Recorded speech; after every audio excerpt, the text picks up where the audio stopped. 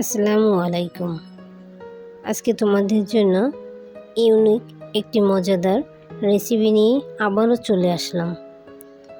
কিমা পটল বানানোর জন্য আমি নেব 2টি আলু, 1 টুকরো মাংস আর পটল। এখন আমি ভালো করে মাংসটিকে সেদ্ধ করে নেব।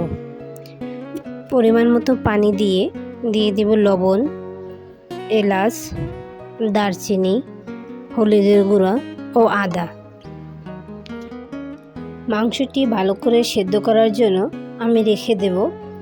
এখন আমি চলে যাব পটলগুলোর সুন্দর করে খোসা ছাড়ানোর জন্য। তোমরা দেখতেই পারছো আমি কি সুন্দর করে খোসাগুলো ছাড়িয়ে নিয়েছি। খোসা ছাড়ানোর পরে আমি এখন পটলের এক পাশ দিয়ে কেটে ভিতরের অংশ চামচ দিয়ে আস্তে আস্তে করে বের করে নেব। এক এক করে সবগুলো বের হয়ে যাওয়ার পরে এখন আমি কিমা বানানোর জন্য আমার মাংসটিকে সুন্দর করে ছাড়িয়ে নেব। মাংসটির সাথে আমি নিয়ে নেব সেদ্ধ করা একটি আলু ও একটি ডিম। কিমা তৈরি করার জন্য মরিচের গুঁড়া, হলুদের গুঁড়া, জিরা গুঁড়া, ধনিয়া গুঁড়া, গোলমরিচ গুঁড়া, গরম মশলা গুঁড়া, পেঁয়াজ কুচি, কাঁচামরিচ কুচি, সয়া সস এবং পরিমাণ মতো লবণ। সব মশলাগুলো একসাথে নেওয়ার পরে ভালো করে মেখে নিতে হবে।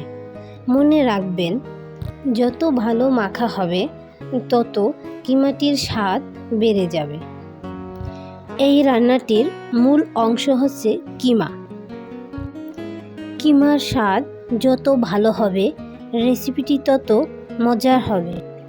আমার কিমাটি তৈরি করা হয়ে গেছে। এখন খোসা ছাড়িয়ে রেডি করে রাখা পটলগুলোর ভিতরে কিমাটি সুন্দর করে ঢুকিয়ে নেব।